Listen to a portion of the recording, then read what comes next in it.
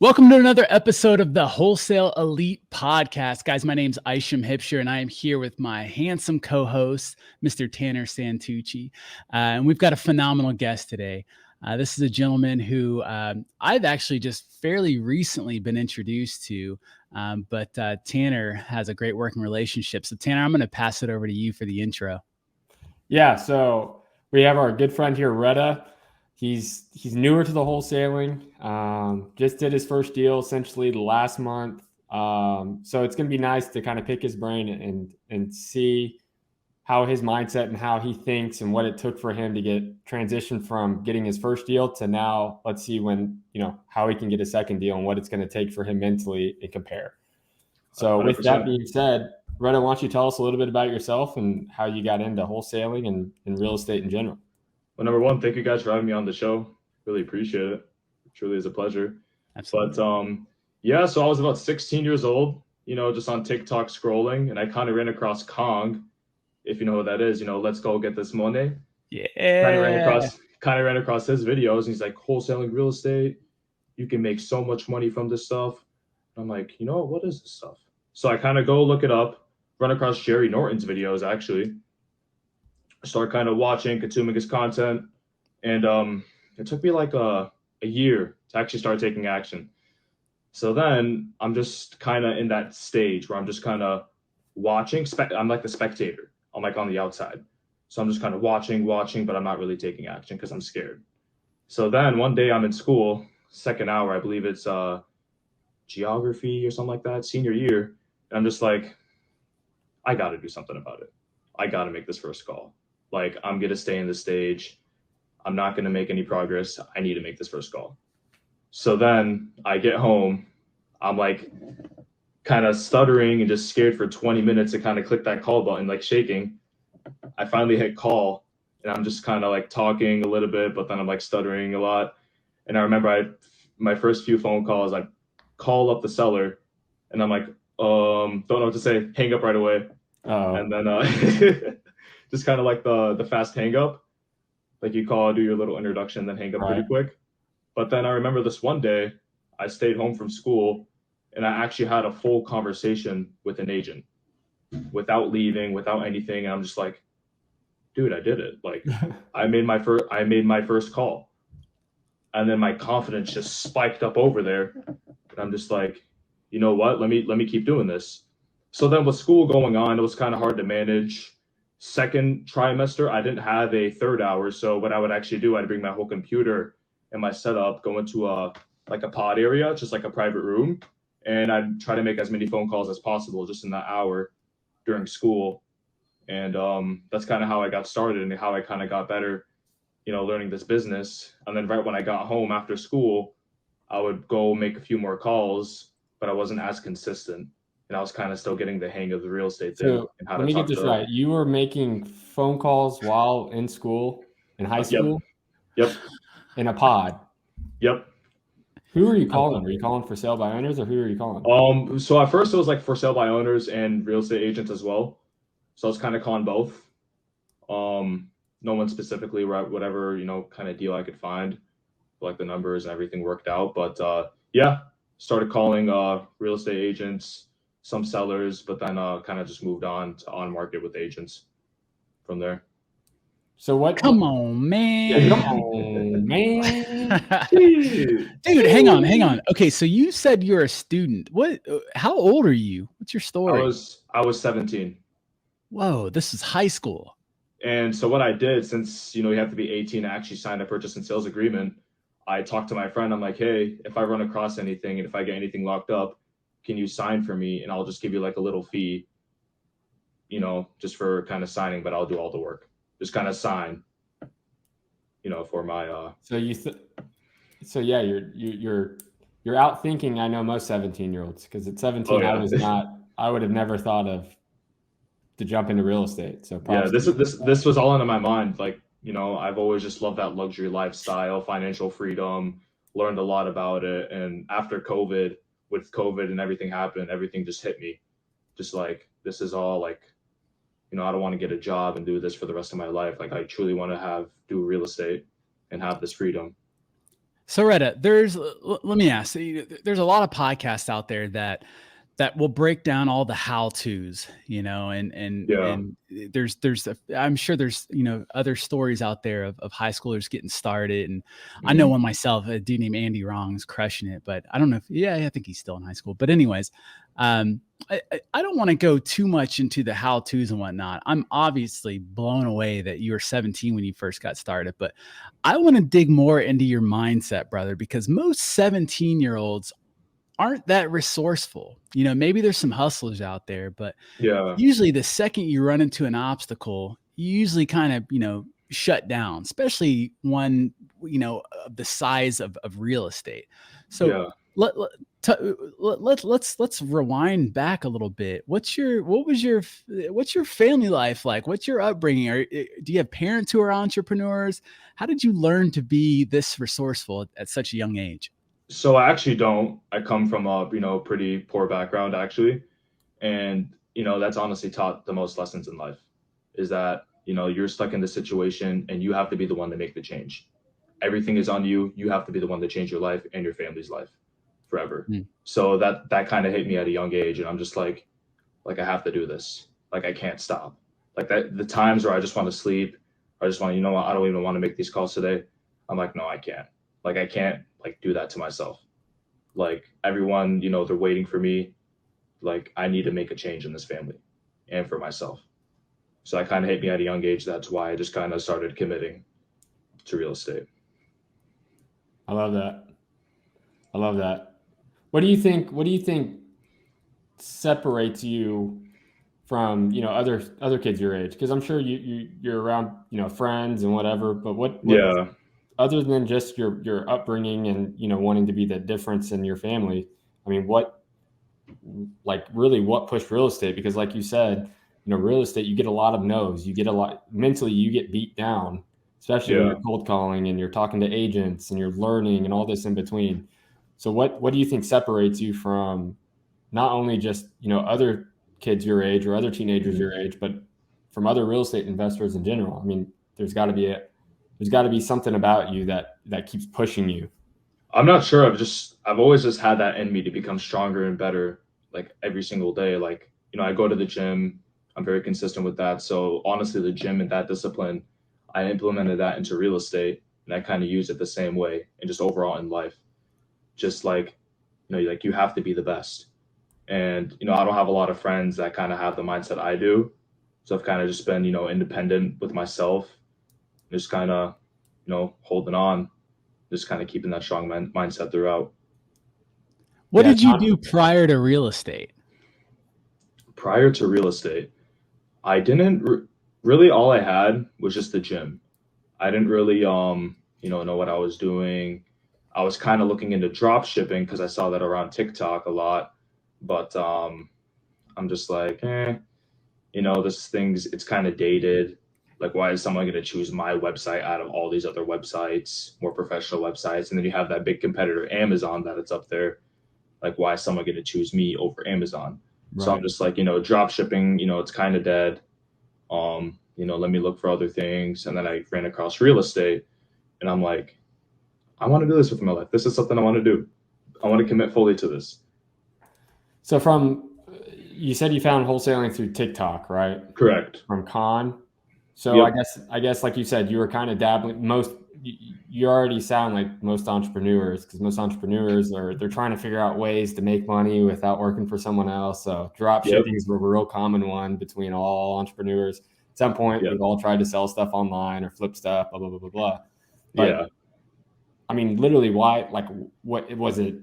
Was it the money that you heard you could make from real estate? I mean, why wholesaling? Because if you were thinking of drop shipping or all these other things, like those make a lot of money too. But Mhm. what stood out about is it the lifestyle that you're looking for? Like, what about it So, specifically? so it is a lifestyle and also just real estate. I've always just loved, luxury homes and all of that. Like sometimes I just go on my car late at night, driving very nice neighborhoods and, the 2 million and up price neighborhoods. I just love driving, looking at these homes. It's like, I truly love real estate. And like, I remember when I was younger, I wanted to be like a realtor. I didn't really know too much. Like, oh, like, I can look at these luxury homes and stuff. But then I kind of ran across, real estate investing, such as wholesaling. And I'm just like, this is something I want to do. You get the time, the money, and the freedom to do what you want in life. So I'm just like, this, 100%. like, I need this. Like, this is for me. Like, I don't want anything else. I don't want to do like these stock trading stuff. Like, I'm going to commit fully to real estate. There's no backup plan. It's just real estate. Only one thing, and you have to commit fully to it, and you're going to succeed 100%. No, I love that. What's been your biggest challenge so far, Reda? So far, well, right now it's definitely the declining market. That's kind of, scaring a lot of buyers away, and you have to lock up a really, really good deal at the moment. So that's kind of holding me back right now at the moment. But I know I'll tackle that obstacle. And I'll definitely get better and better. Because after everything, like every time before when I locked up a deal that was overpriced, I always was like, you always learn something. So I locked up that deal. I'm like, that makes sense. It was overpriced. Let me keep trying. Let me find another deal. And then I locked up this one deal in Indianapolis in Fountain Square, ran across Tanner here, and I kind of showed him the deal. And the deal was overpriced. I didn't really know how comping worked. Really, I'd compared a 2-story home to a single story. Yeah, your comps weren't the best, Bubba. Yeah, they weren't good at all. Then I had Tanner here help me out and kind of teach me and walk me through that. And that's how we were able to close that deal in Indianapolis. It's all thanks to you, Tanner. I really appreciate it. Absolutely, bro. I like working with hustlers. You're a hustler, so appreciate it. I like working with people that learn, that can accept criticism and not fight the criticism, but use that criticism to become a better, not only real estate investor, but just a better person. And grow. And I'm always out for knowledge, and I'm always out to learn new things. So thank you. That's why you're going to succeed. That is why you're going to succeed.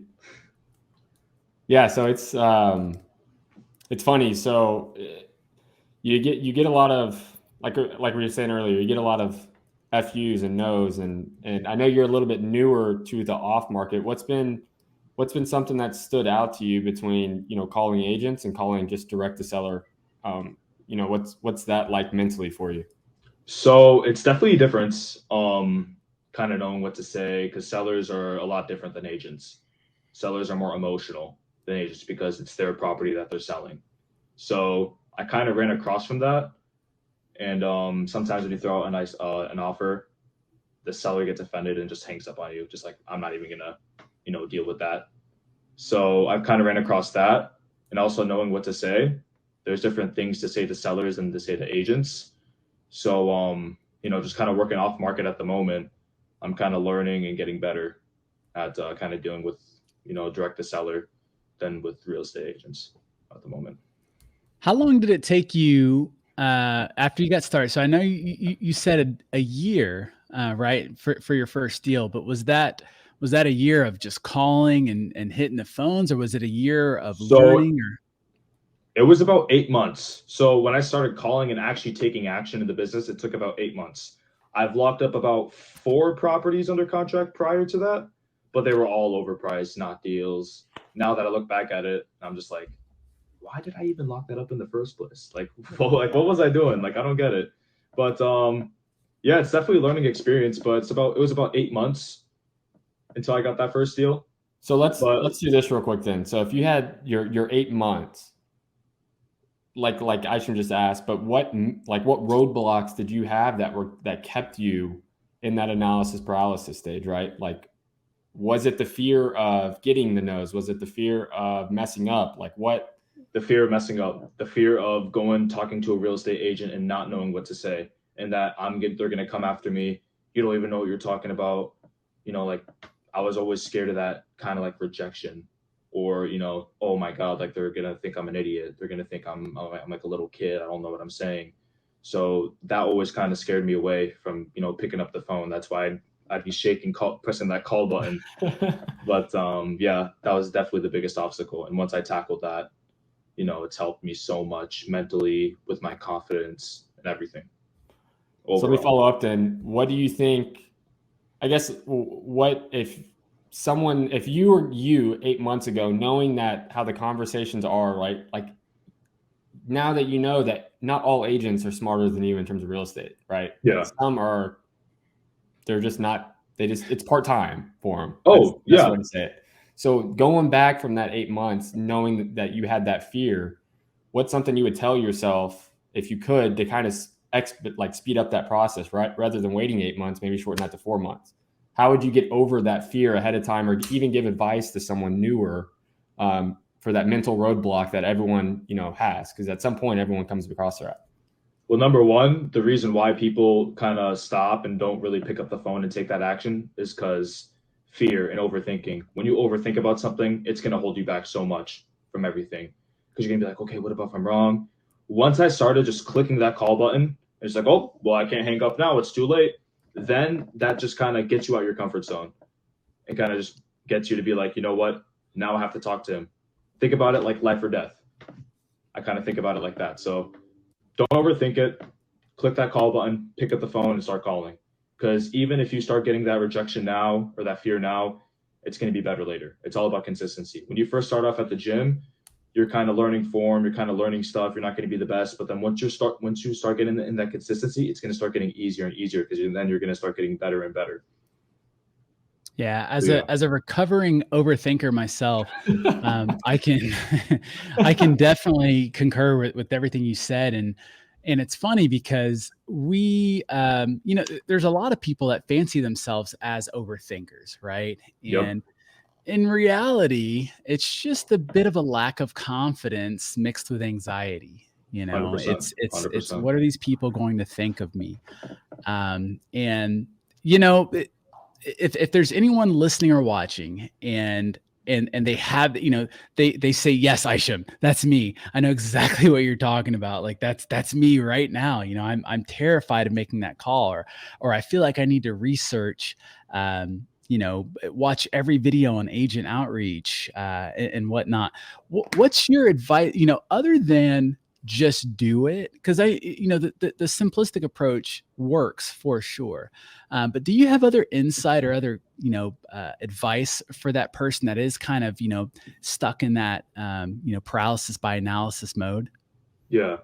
I say, look at your reason why you're making that phone call, why you're about to click that call button. Look at the reason why to remind yourself what you're doing it for.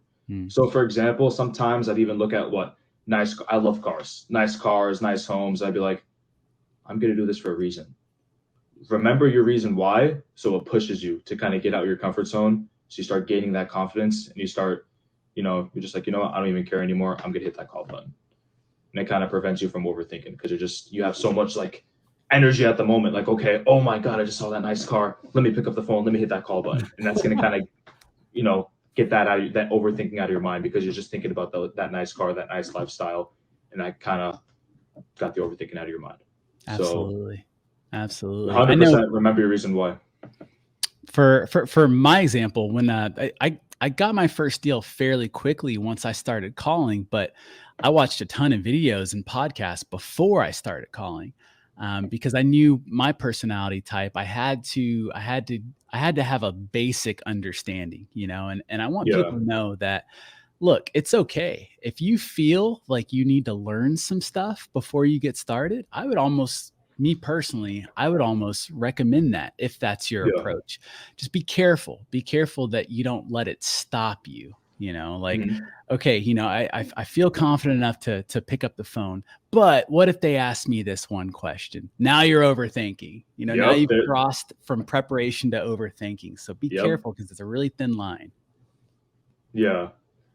Yeah, it's definitely that once you start overthinking, or you have that one little thing, oh wait, what about if they say like no, what about if they call me, dumb or something like that, then that's what's going to kind of prevent you Sure. from taking action, picking up that phone. Regarding personal development, are you a big reader or audiobook guy or podcast, or what's your podcasts? I love podcasts. I watch podcasts even as we speak today. I love watching the Wholesale Hotline podcast and kind of just going off them and gaining knowledge every single day. Heck yeah. From Pace, Brent, and Jamil, and all of them. So what other podcasts other than Wholesale Hotline? Are you religious to Wholesale Hotline, or is there different, is there 2 or 3 different others that you listen to, or? Kind of just starting off with Wholesale Hotline, because before I just used to only like watch Jerry Norton's videos a lot. So I'm kind of just starting to kind of expand and kind of start watching new things and kind of gaining more knowledge on different things, you know, flipping houses. And So did you see when you started listening to podcasts after you once found out, about wholesaling essentially, did you see it almost at times as a roadblock? Like you're taking in all this information, right? And then that's where the overthinking comes in, because you hear something on a podcast and then you've never heard of that before. So now you have to, oh crap, literally the oh crap moment. I don't even know what they're talking about. So did you use because when I first started, for example, when I was listening to podcasts and just diving into all the information on wholesaling, and there would be times where I'm listening to podcasts and something comes up and I'm like, oh crap. And I would use that as a mental excuse for myself to not start that day or whatever it was. Do you find yourself listening to podcasts and having that same reality where you almost use certain things that you hear as an excuse not to do something in the business? Yep. I remember when I was about 16 years old, I was watching Jerry Norton on the phone, and he was kind of talking to the sellers, and the sellers were saying some words like, oh, this is a trust, this is an estate. And I'm like, what are they saying? Like, I don't even know this. Like, maybe I should deep dive, do all my research first and kind of take action, or, maybe I'm just too young for this. And like, I don't know, like overthinking would just go through my head, just kind of watching that.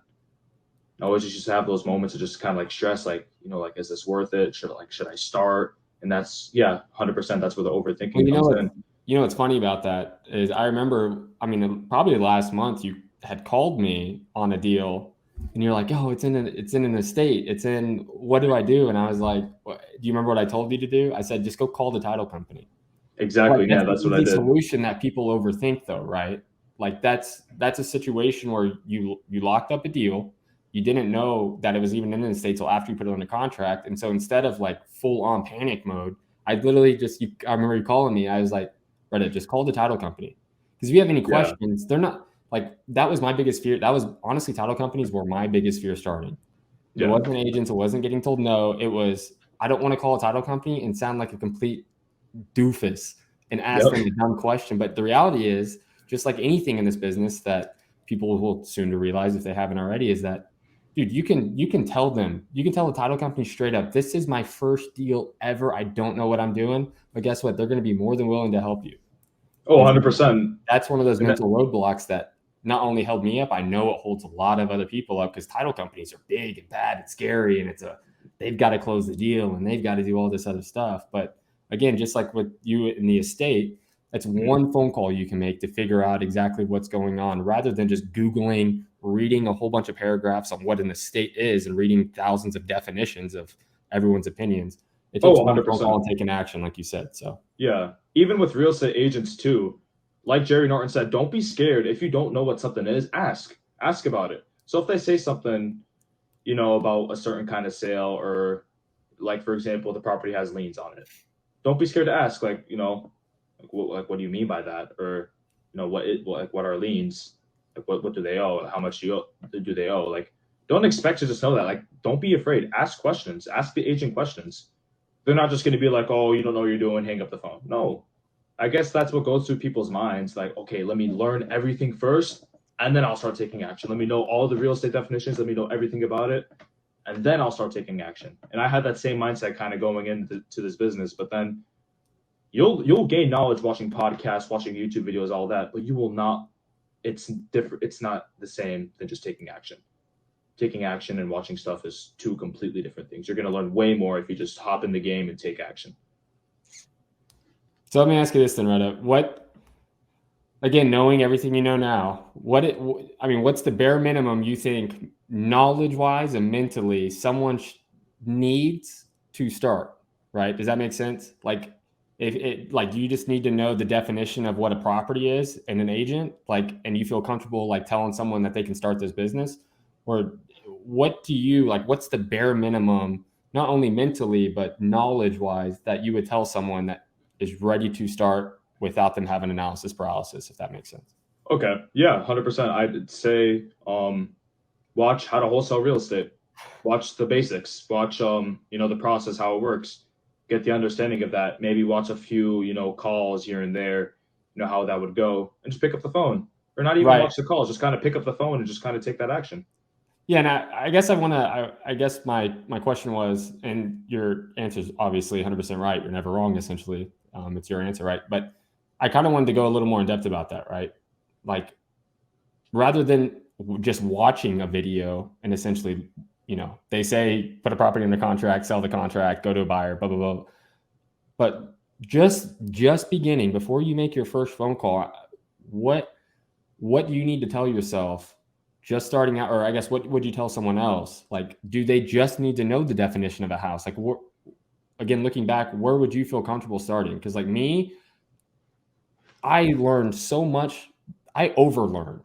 That's what kept me from taking action was I overindulged in because it's a lot of information, right? Yeah, it is. But if I could go back knowing what I know now, bro, I would just need to know like who to call and like 5 questions. And I would feel comfortable telling someone that's what it takes to start, because like you said, you learn way more from taking the action than 100%. You do because you're applying it, right? Do you agree with that? Yeah. When you're just go ahead. I say just learn the basics of like what it is, what to do, investment properties, kind of look on Zillow, kind of scan, look at the market, see how everything is, and kind of just kind of start off doing it that way. 100%. taking it slow and just kind of looking, like, okay, that makes sense, and kind of getting the understanding of real estate, how it works, how to call, what to say on the phone, just kind of those things. And I'd say just take action. Don't like me and you did, Tanner. Like I over studied and I over like, okay, I need to learn all this before I start, and I kind of wasted so much time. And what people don't realize, time is so precious. So like use your time wisely. Don't waste your time. Just take action.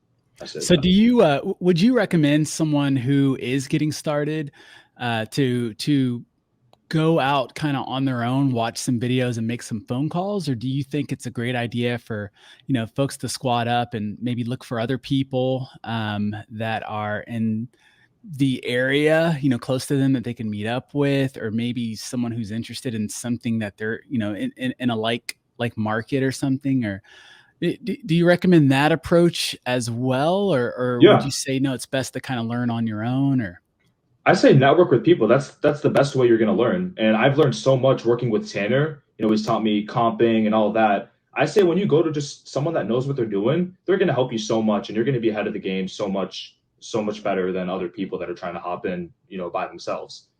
So I say, yeah, go out, network, get to know people, because connections is everything in this business. Networking is everything in this business. So go out, talk to people and connect, network with them. And you're going to be so much more successful in this business, and you're definitely going to close the deal faster. Awesome. I say. Let's do this. Yeah, go ahead, Isham. Let's break down your first deal. I'd like to hear about how you got it, the whole process, how it went down, how you dispositioned it. Let's go. I love talking first deals. So, what I was actually doing in the summer here, I was calling agents about 3 to 5 times. I make about 3 to 5 offers every single day.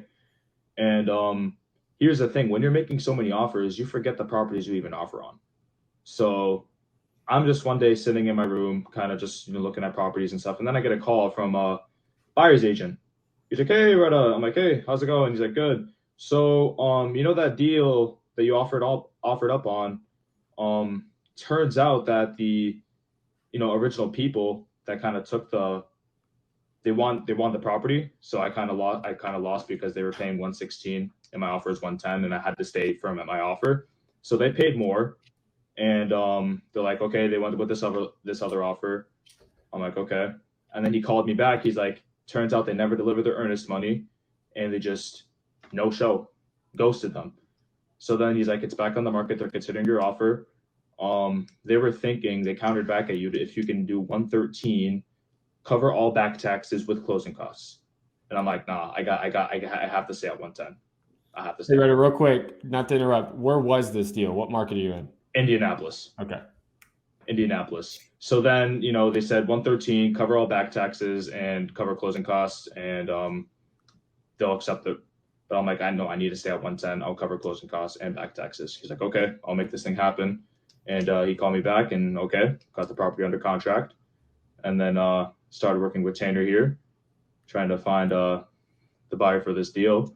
And I specifically remember I was working at my day job at Target, and I'm stalking on the floor, putting toilet paper away and stuff. And then so much stuff is happening, getting calls from Tanner, getting calls from the buyer's agent and stuff. I have to, hey guys, I gotta go to the bathroom real quick. Go answer the phone, say, okay, I'll be right back. One moment. And we kind of went back and forth with kind of price. Remember that? It was a back and forth deal, that's for sure. Oh my God, yeah. So I remember so our end buyer went to go walk the property. He liked it. He wanted to take the deal, but he kind of offered a little less. We're kind of negotiating a little bit, calling back and forth, and then what was it?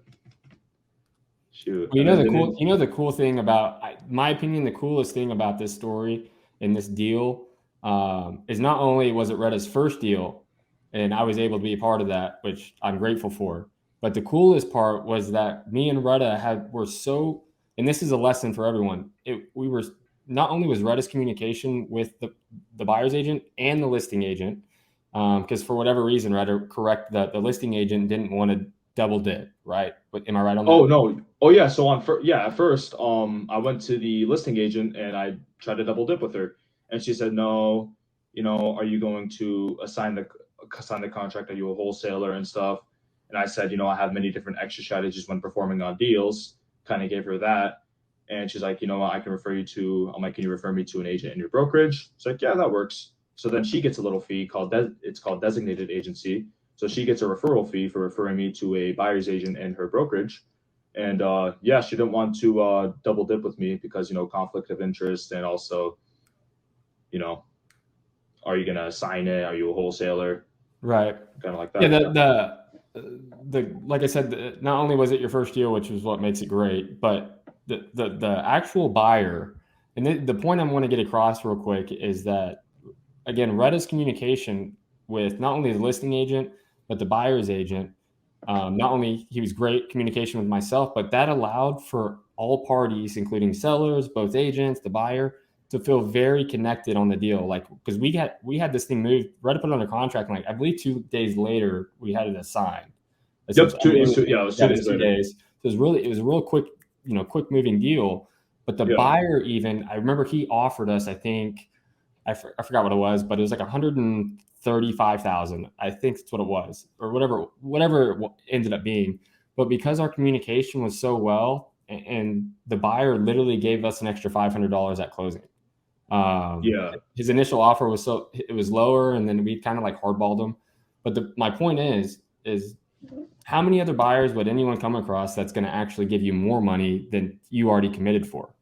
He committed for a certain dollar amount, but he was just so happy to work with me and Reda because our communication and all the above, that he gave us an extra $500 or $750, whatever that me and Reda split at closing. But I just wanted to use that as an example, that when you're new to the industry, when you're getting into it and you're doing deals, the more honest and open and transparent you can be with everyone, it's just you're just gonna be able to take off in the business. And Reda's 100%. First deal is a good example of that.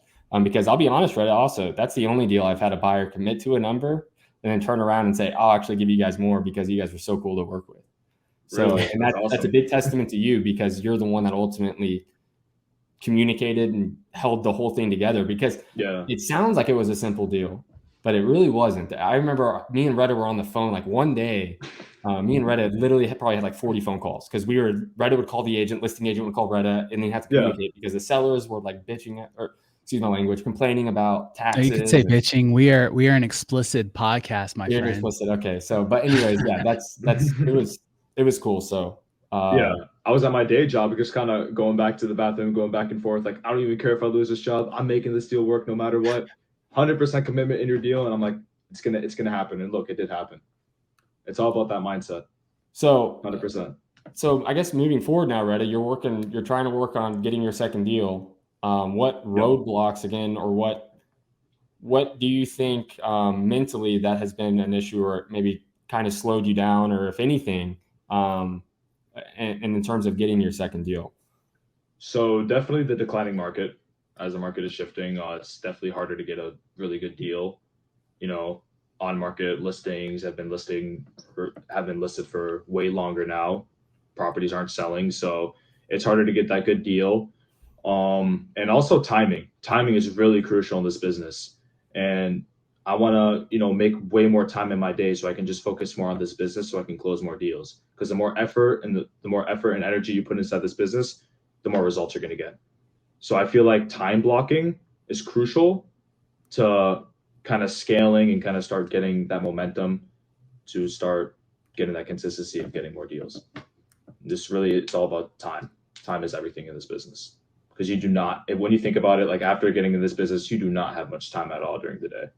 You don't. No, So it goes by quick. Oh, it really does. It really does. Time flies by.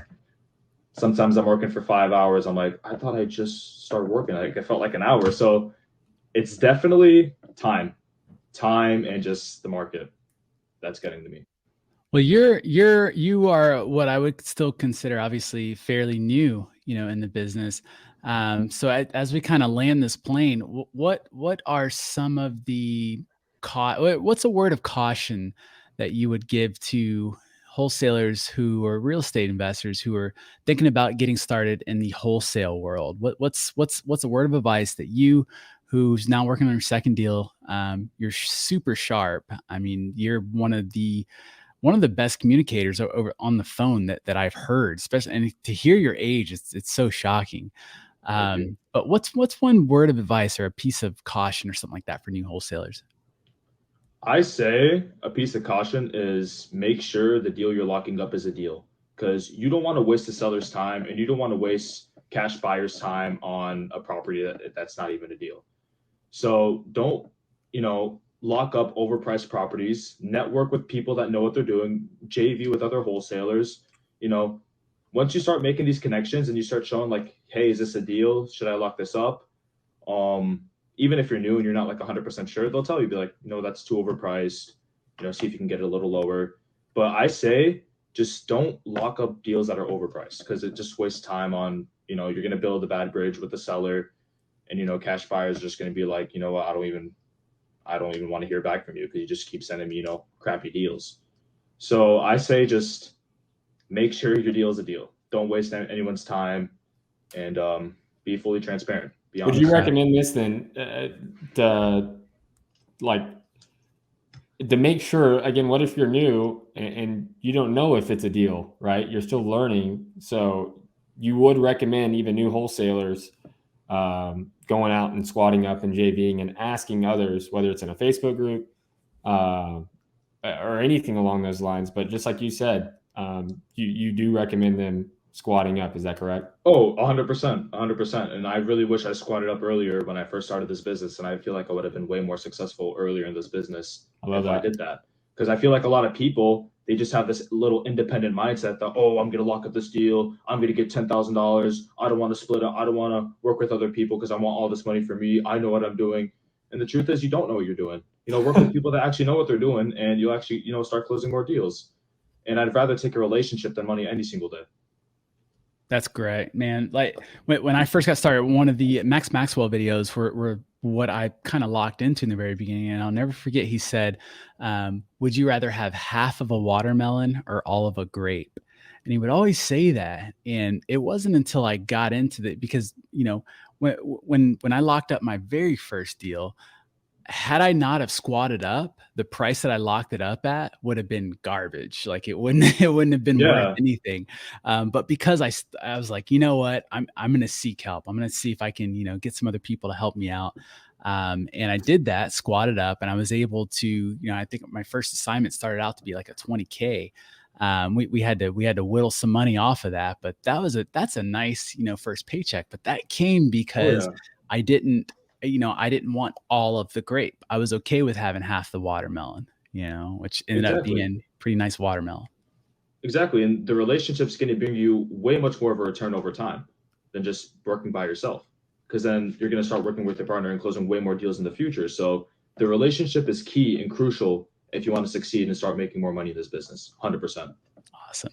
Well, brother, it's been amazing having you on. Thank you so much for your time, Reda.